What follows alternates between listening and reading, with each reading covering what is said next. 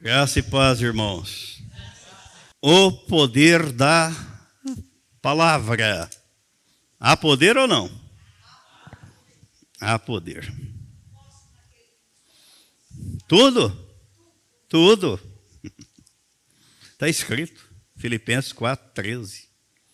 Tudo. Eu não posso. Pode. Isso não é possível. É. Está escrito, eu vou negar o que está escrito. Tudo posso naquele que me dá força. Tudo. Ah, mas isso eu não posso. Pode. Pode. Está escrito que tudo. Não excluiu nada.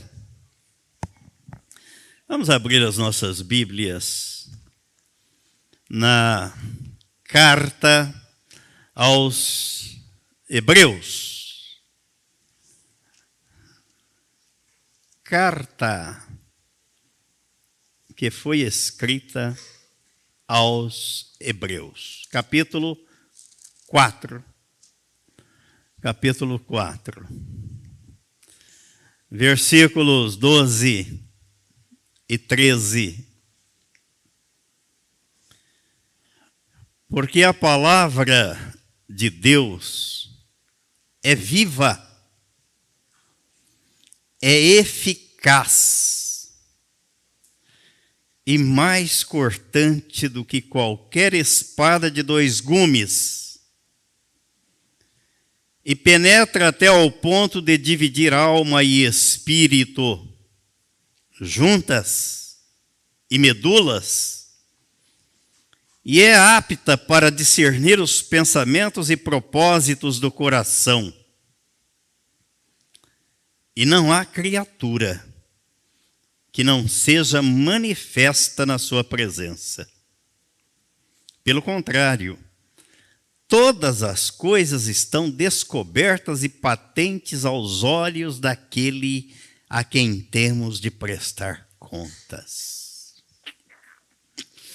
Muito obrigado, meu Pai, pela Tua palavra e que o Teu Espírito Santo fale conosco e nos dê a revelação, o entendimento, a compreensão e que possamos colocá-la em prática na nossa vida, no dia a dia, em nome de Jesus. Amém. A palavra de Deus é viva. Não é a letra morta.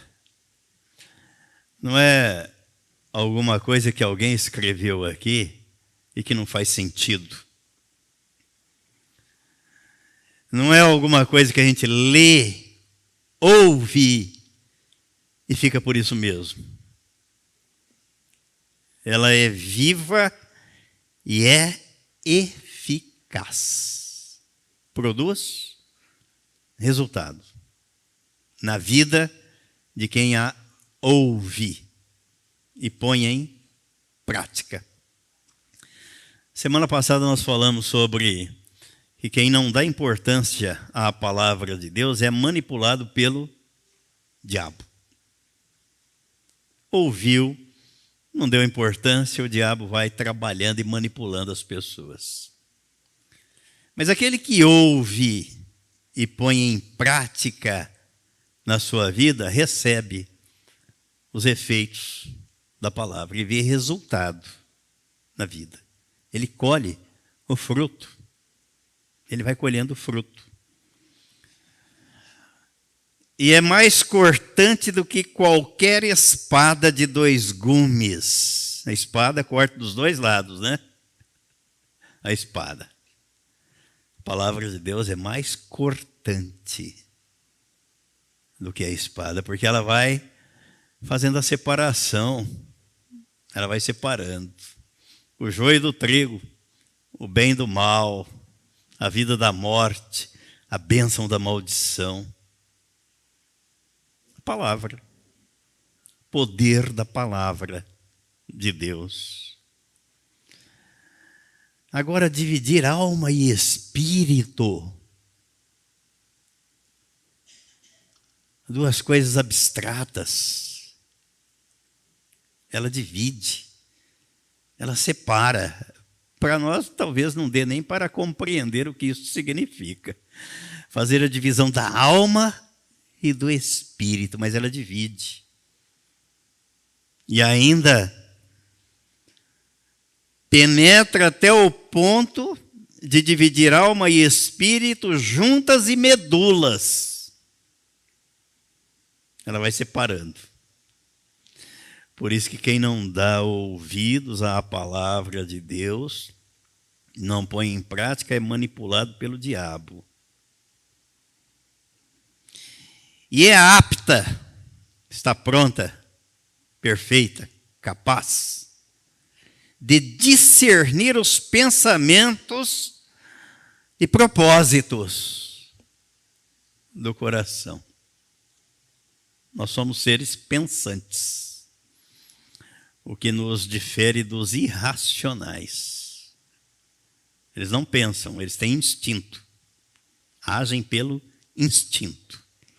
Os racionais, nós que somos animais racionais, se bem que tem muito humano que age como irracional, mas isso é uma questão do inconsciente, né, do cérebro reptiliano, de réptil, de selvagem, porque não usa os outros dois lados do cérebro. O cérebro límbico, das emoções, e o lado do neocórtex pré-frontal, onde está a razão. Aí usa só o cérebro reptiliano, age como selvagem. Mas o que nos difere dos irracionais é que nós somos seres dotados de pensamentos. Deus nos fez seres pensantes. E a palavra de Deus tem esse poder de discernir. Qual é o seu pensamento? Eu estou pensando isso. Qual é o seu propósito? Você tem propósitos na vida? Quais são os seus propósitos? Nós devemos cumprir os propósitos que Deus estabeleceu para nós. Lá de Efésios 2:10. Criados, somos feituras dele, criados em Cristo Jesus para as boas obras, as quais Deus de antemão, ele não vai preparar, ele já preparou. E isso é interessante, porque Deus não vai sacrificar o seu filho, ele foi sacrificado antes da fundação do mundo. Ah, mas não foi em Jerusalém há 2000 anos? Ali foi a materialização do que tinha ocorrido no mundo espiritual, antes da fundação do mundo. É a palavra que nos dá essa informação. As boas obras, os seus propósitos, propósitos de Deus para a nossa vida, Deus já estabeleceu e já preparou para que andemos neles. Estão preparados, estão prontos. Por isso que às vezes eu sou meio intransigente quando o assunto é oração, porque na oração existe a ação. Aí nós só oramos e não agimos, e não vai acontecer nada. Vai ficar tudo do mesmo jeito. Precisamos agir. Ação. Apta para discernir os pensamentos e propósitos do coração. E o versículo 13 é uma chamada de atenção daquelas. Não há criatura que não seja manifesta na sua presença. Não dá para fugir. Não dá para se esconder. Não dá para se esquivar. Pelo contrário, todas as coisas estão descobertas e patentes aos olhos daquele a quem temos de prestar contas. Ele vê tudo? Sim. Ele sabe tudo? Sim. Ele tem poder sobre tudo? Sim. O que é que a gente está fazendo então? Cumprir o propósito estabelecido por Ele para cada um de nós. Vamos orar. Vamos agir? Vamos agir? Vamos agir. Ação. Jesus, no evangelho escrito por João, no capítulo 6, no versículo 63, Jesus disse assim: o Espírito é o que dá vida, a carne para nada aproveita. As palavras que eu vos tenho dito são espírito e são vida. Há poder em suas palavras. O poder da palavra. Porque alguém pode pensar, bom, mas o poder é da palavra de Deus apenas. Não. Não só. Ela é poderosa, mas o que você fala, o que você comunica, tem poder. Há poder. Você pode estar proferindo uma sentença de vida ou de morte, de bênção ou de maldição, com a sua boca. Com a sua boca. E não sou eu quem diz. Provérbios capítulo 18. Provérbios, capítulo 18. Ele faz este registro no versículo 21. A morte e a vida estão no poder da língua. O que bem a utiliza, come do seu fruto. A gente vai caminhando, colecionando os janeiros, né? Os janeiros da vida, e vai ganhando maturidade, experiência.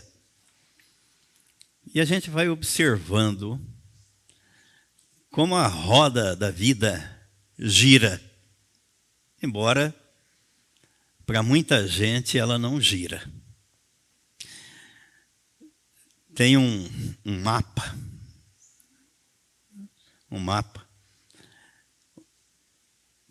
uma roda, formato de uma roda, onde a gente coloca lá todas as áreas da vida.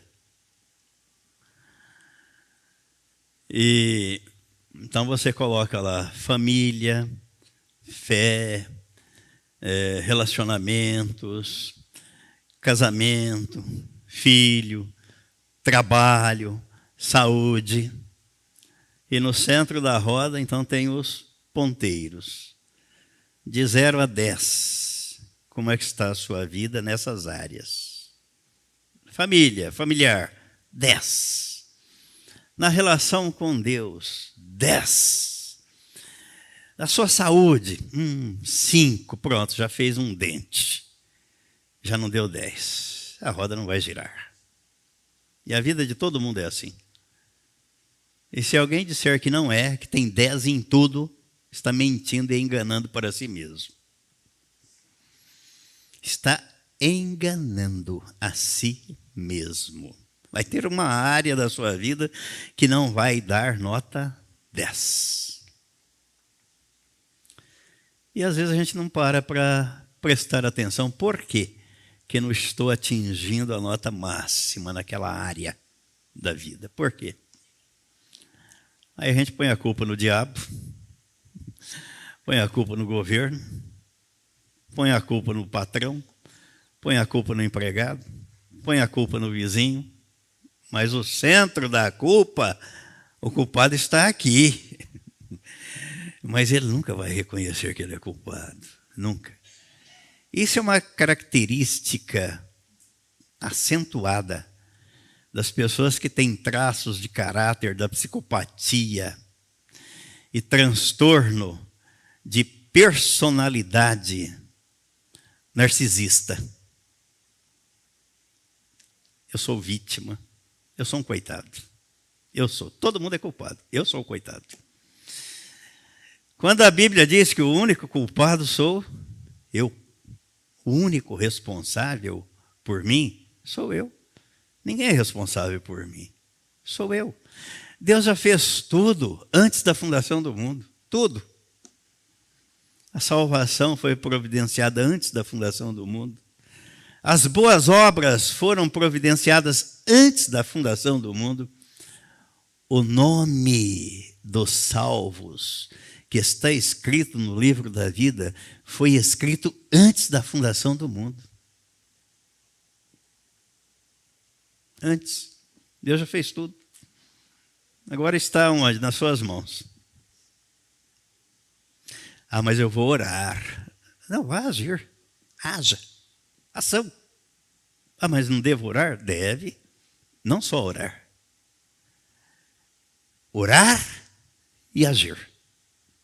As duas coisas.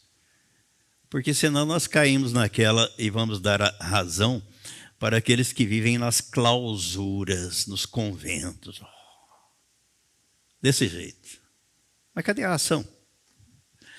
É aí fora, no mundo, no dia a dia, em casa, nos relacionamentos, nos contatos. Todo dia. Ação. Então tem muita gente que está comendo do fruto daquilo que fala e não percebe. O que é que você tem falado? A morte e a vida estão no poder da língua. E o que bem a utiliza, come do seu fruto. Pode utilizar a língua para abençoar, para proferir palavras de vida, de encorajamento, de amor, ou de maldição, de morte, de ódio. Isso não constrói. O amor é a arma mais poderosa que Deus deixou para nós, o amor. Foi por isso que ele enviou Jesus, por amor. 1 Coríntios 3, o apóstolo Paulo faz um verdadeiro poema do amor. Ele diz, ainda que eu fale a língua dos anjos e dos homens, se não tiver amor, nós não viemos aqui por outra razão que não por amor. Amar a Deus, amar os irmãos, querer o progresso, desejar ver a prosperidade do reino de Deus aqui na terra. Como é que o reino de Deus pode ser próspero se os membros do corpo de Cristo não forem prósperos? Uma contradição. É isso que nós devemos ansiar e desejar. O poder da palavra.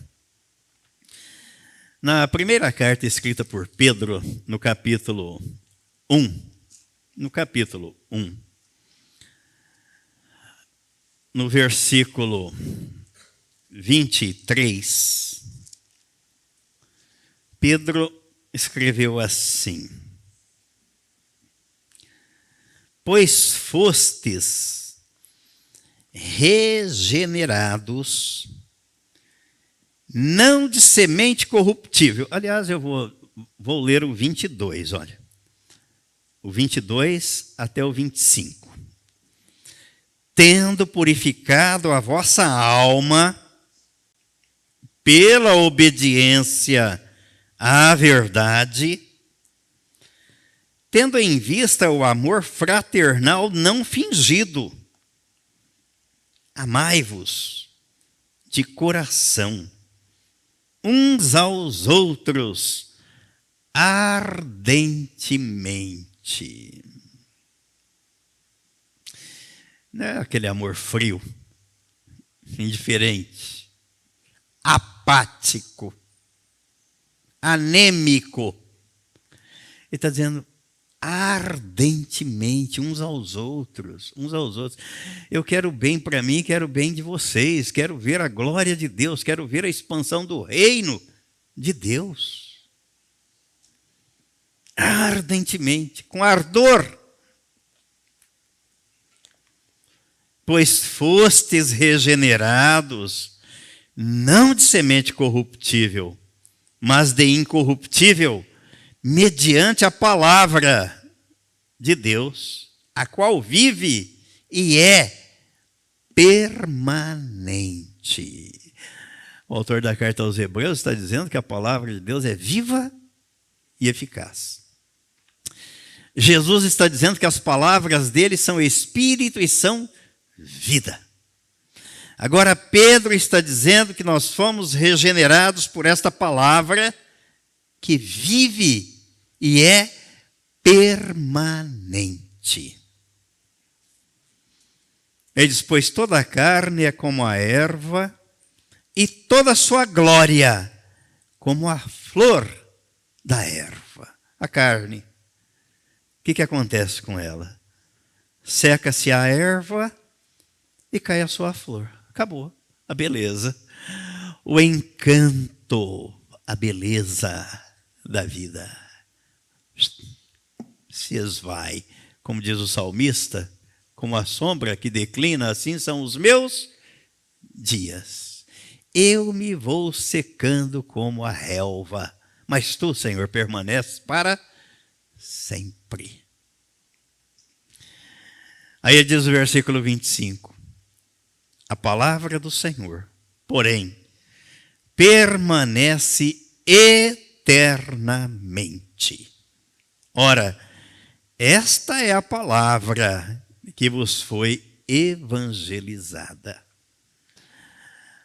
Os encantos da vida, do mundo, as fascinações, tudo passa, tudo fica por aqui. Como disse Jó, nu eu nasci e nu eu voltarei.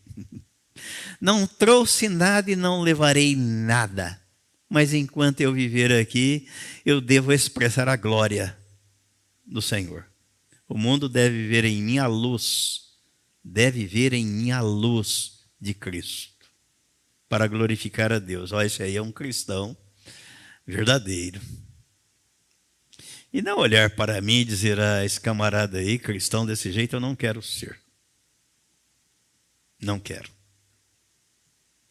Aí seria um difamador do reino de Deus, um estelionatário da fé, uma pedra de tropeço. Tiago, no capítulo 1, versículo 16 a 18,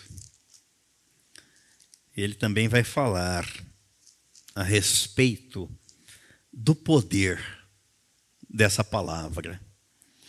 Tiago, capítulo 1, versículo 16 ao 18. Não vos enganeis, meus amados irmãos, toda boa dádiva e todo dom perfeito são lá do alto. Não é da terra, vem de cima para baixo.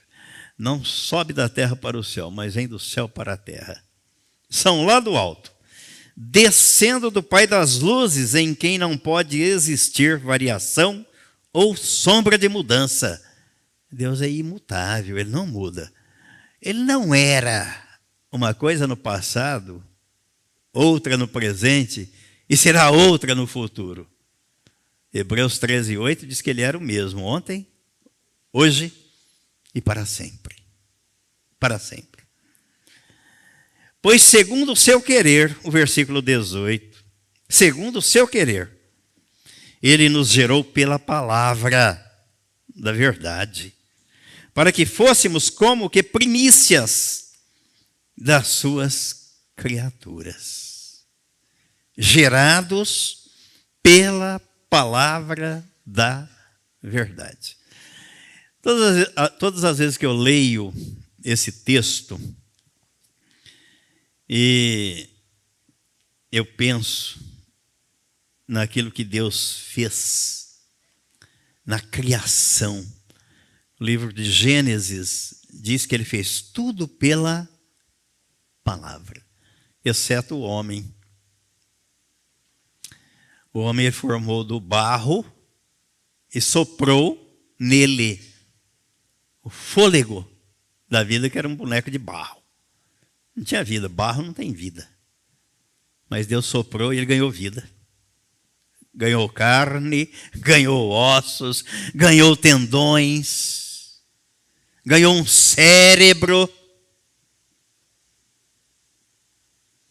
Mas ele não tinha vida espiritual. Ele não tinha vida espiritual, faltava vida espiritual. Era um ser vivente, uma alma vivente. E isso me fascina, porque Tiago está dizendo aqui que ele nos gerou. A nova criatura é gerada pela palavra. Por isso que Jesus falou do novo nascimento. Mas nascemos, viemos do pó, a nossa origem do pó, ainda que encarnados no ventre da mãe, um corpo, mas a nossa origem está no pó. Esse é o homem natural. Na primeira carta aos Coríntios, no capítulo 15, o apóstolo Paulo mostra isso com muita clareza. Com muita clareza. Ele diz no versículo 45, de 1 Coríntios, capítulo 15, versículo 45. Ele diz, pois assim está escrito, o primeiro homem, Adão, foi feito alma vivente. O último Adão, porém, é espírito vivificante. Adão foi feito do barro. O último Adão é Jesus, foi gerado pelo Espírito Santo. Ele não veio do barro. Ele foi gerado pelo Espírito Santo, pela palavra.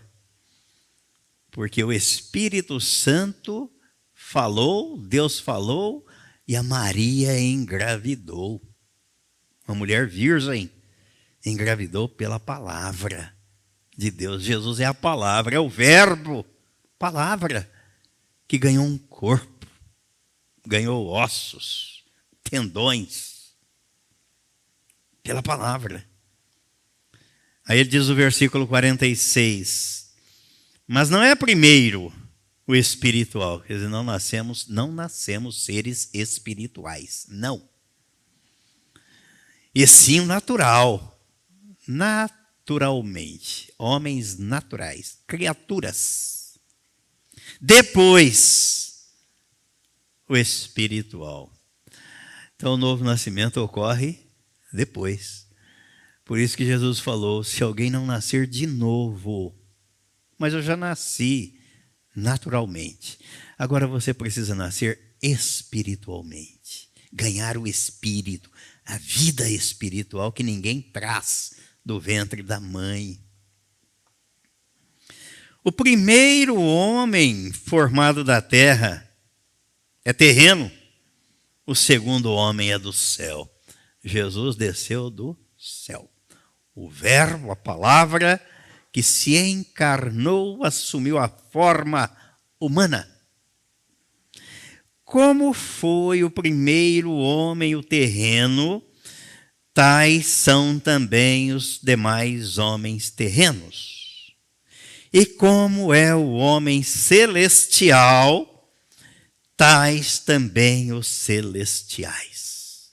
E assim, como trouxemos a imagem do que é terreno, devemos trazer também a imagem do celestial. O poder que há na palavra. Então eu fico pensando, Deus fez tudo pela palavra, mas o homem não. Porque Deus já sabia, de acordo com o projeto dele, a onisciência dele, que aquele homem a quem foi dado no jardim do Éden o livre arbítrio, Adão.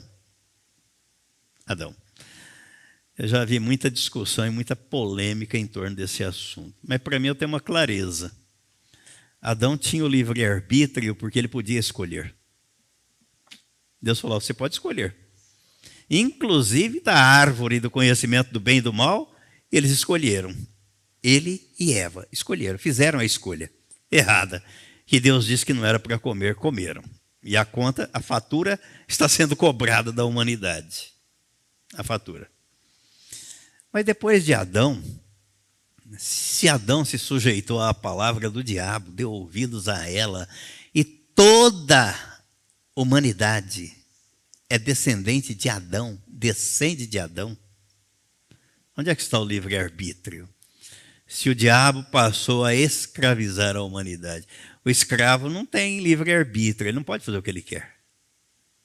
Ele se sujeita ao seu senhor, o escravo. Ou se sujeitava, né? Se bem que há muita escravidão ainda pelo mundo afora, tá? Há muita escravidão. Há muito cárcere privado nos nossos dias. E as pessoas nessas condições não têm liberdade de escolha. Não tem livre-arbítrio. Ou faz, ou faz. Não tem escolha. Onde é que está a liberdade? Em Cristo. Quando os olhos da fé são desvendados pelo Espírito Santo, e Ele nos revela, nos mostra a obra do Calvário, a nossa inclusão no corpo de Cristo, para ganharmos vida que não tínhamos, vida espiritual. Nascemos sem. Aí ganhamos vida espiritual em Cristo. Mas é a ação do Espírito Santo na nossa vida. Por isso que eu gosto tanto daquele texto da visão do vale de ossos secos. Ezequiel 37. A visão do vale de ossos secos, mortos, sem vida. E Deus manda o profeta ir lá e profetizar: ossos secos, ouvi a palavra do Senhor. Olha o poder da palavra, é ela que vai gerar vida.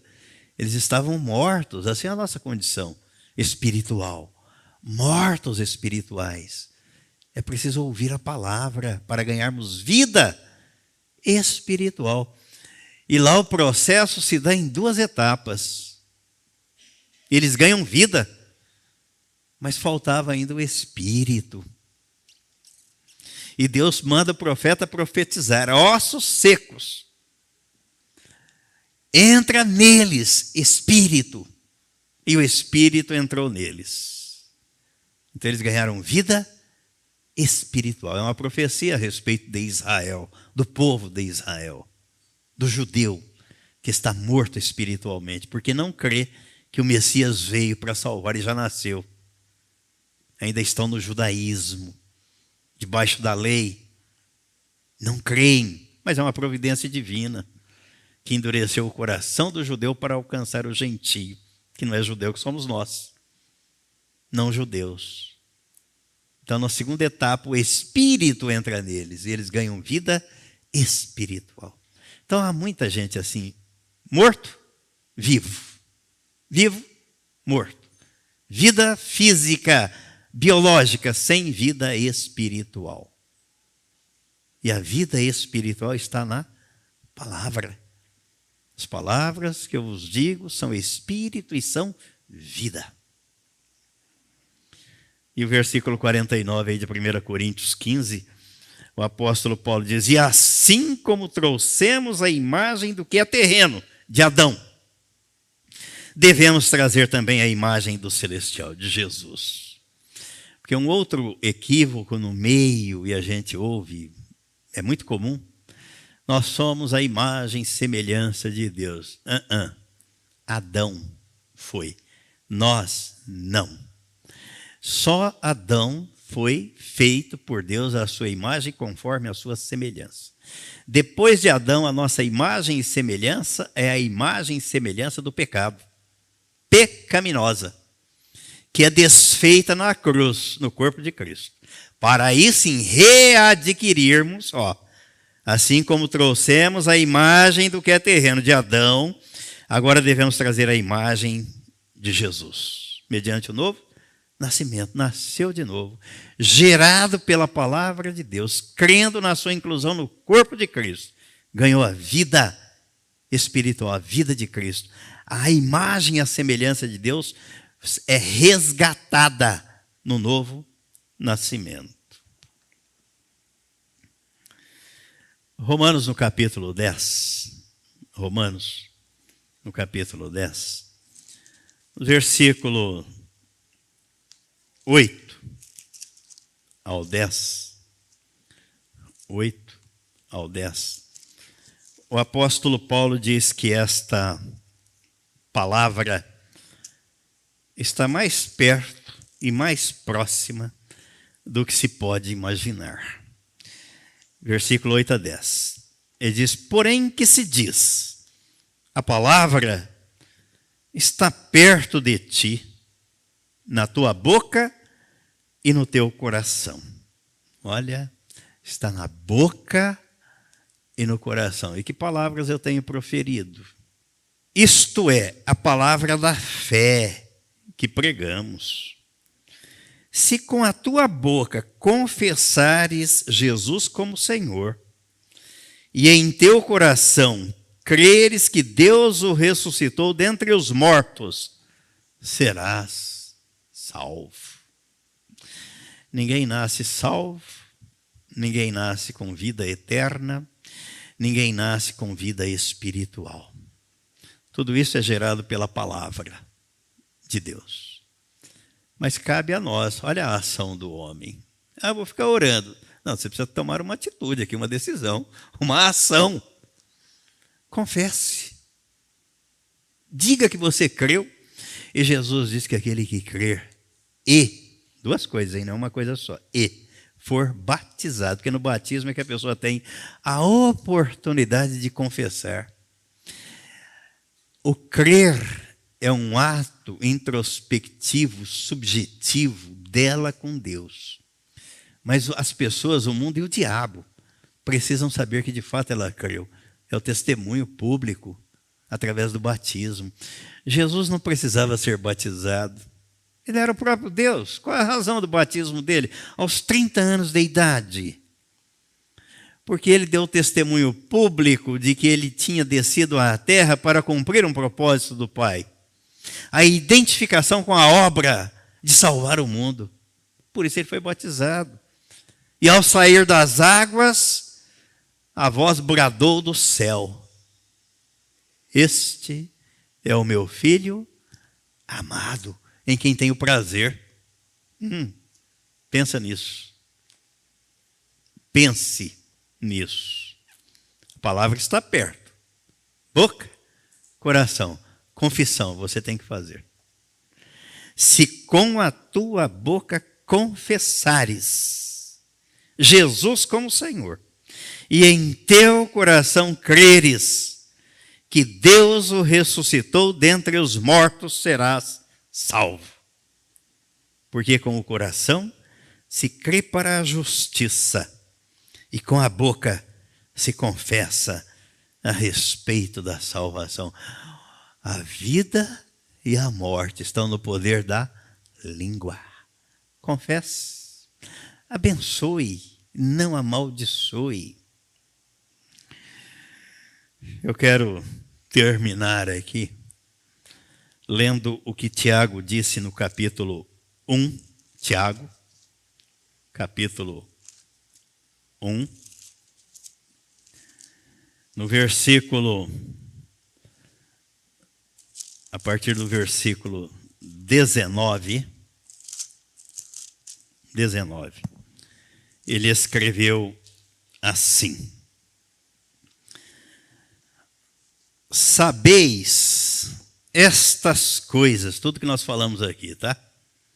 Sabeis estas coisas, meus amados irmãos, todo homem, pois, seja pronto para ouvir, tardio para falar, tardio para se irar, porque a ira do homem não produz a justiça de Deus. Não é na nossa ira, através da nossa raiva e da fúria, que Deus vai fazer justiça. Não é.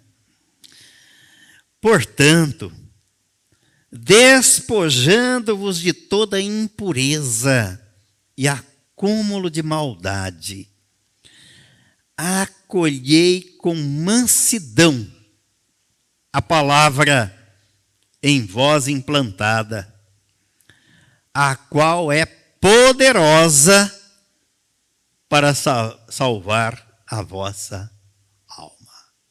É poderosa, é viva e é eficaz.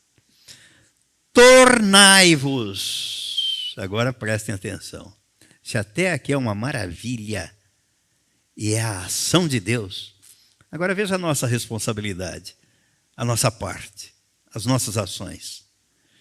Tornai-vos, pois, praticantes da palavra, e não somente ouvintes, enganando-vos a vós mesmos. Cada um tem alguma coisa na vida que marca e que chama atenção. A minha é a questão do engano. Eu tenho um medo, uma preocupação, um receio de ser enganado. Porque ser enganado é uma coisa triste, né? Fazer gente de bobo, de otário, de tapado, né? Enganei o fulano. E Tiago está dizendo aqui que se a gente apenas ouve e não põe em prática, estamos nos enganando. Quem é que está me enganando? Eu. Não é o diabo que está me enganando. Sou eu. Eu estou me enganando. Eu estou fazendo de conta, fingindo que ouvi, mas coloquei nada em prática. Aí eu transfiro a culpa para o diabo, né? Mas eu sou o culpado, eu sou o responsável, porque eu ouvi e eu não pus em prática. Enganando-vos a vós mesmos. Porque se alguém é ouvinte da palavra, versículo 23, e não praticante, assemelha-se ao homem que contempla num espelho o seu rosto natural.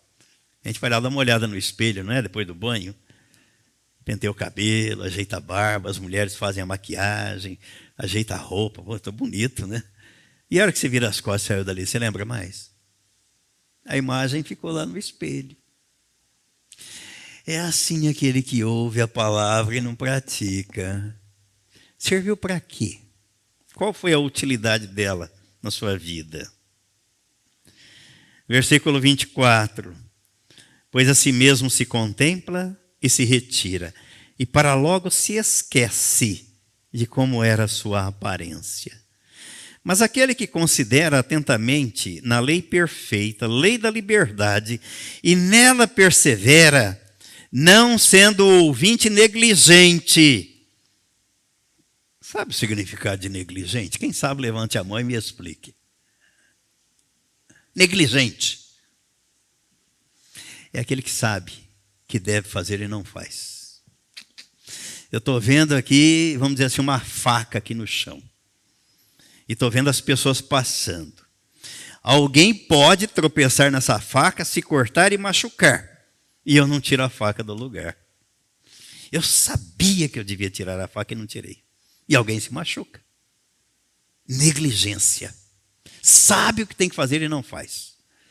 A palavra está dizendo que eu devo colocá-la em prática para que ela surta os efeitos na minha vida. E eu não ponho. Aí depois eu choro, reclamo, peço oração. Meus irmãos, Tiago, todo homem esteja pronto para ouvir e pôr em prática. Aquele que considera atentamente na lei perfeita, lei da liberdade, e nela persevera, não sendo ouvinte negligente, mas operoso praticante, esse será bem-aventurado no que realizar. Diga amém. Amém.